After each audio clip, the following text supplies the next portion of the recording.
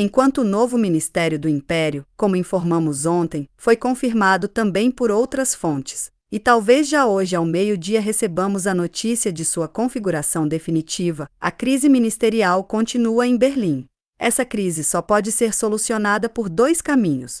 Ou um ministério Waldeck, reconhecimento da autoridade da Assembleia Nacional Alemã, reconhecimento da soberania do povo.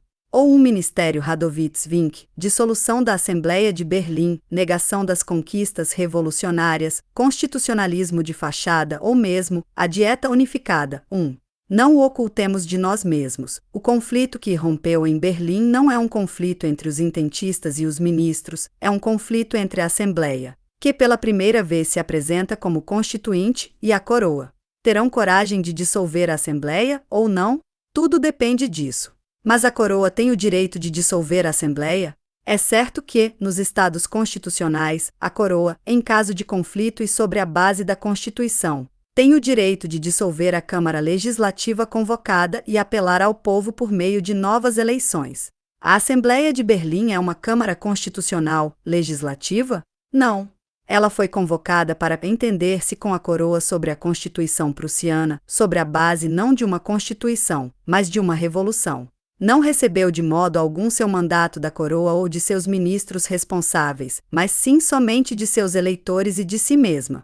A Assembleia era soberana como a legítima expressão da revolução e o mandato que o Sr. Kampfhausen, junto com a Dieta Unificada, lhe expediu na Lei Eleitoral de 8 de abril, 2, não passava de um voto piedoso, sobre o qual a Assembleia tinha de deliberar. No início, a Assembleia acolheu em maior ou menor medida a teoria intentista. 3. Ela viu como, desse modo, foi lograda pelos ministros e pela camarilha. Finalmente, realizou um ato de soberania. Por um momento, apresentou-se como Assembleia Constituinte, não mais como intentista. Como Assembleia Soberana da Prússia, tinha pleno direito para isso.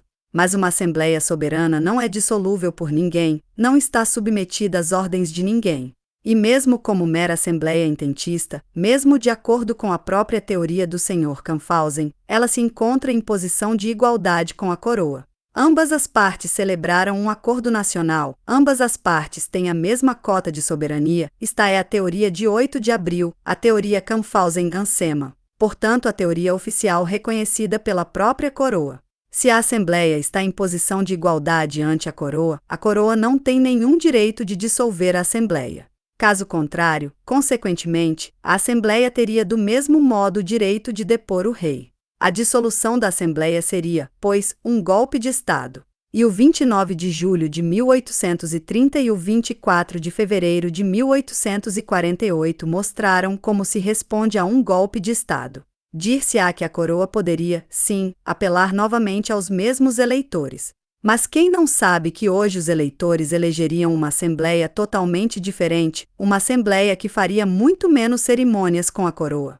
É evidente, se após a dissolução desta Assembleia só é possível o apelo a eleitores muito diferentes dos de 8 de abril, então não é mais possível nenhuma outra eleição, a não ser a que será proposta sob a tirania do sabre. Portanto, não tenhamos ilusões.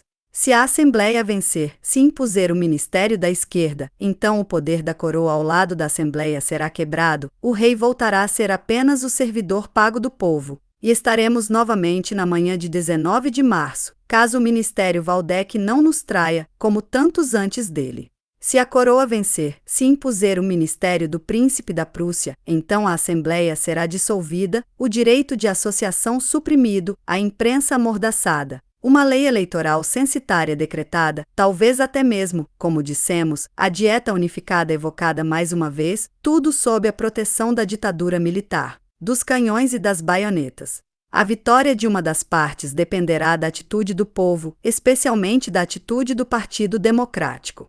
Os democratas têm de optar. Estamos em 25 de julho. Ousar-se-á decretar as ordenanças que são preparadas em Potsdam? O povo será provocado a dar o salto de 26 de julho a 24 de fevereiro em um dia? 4.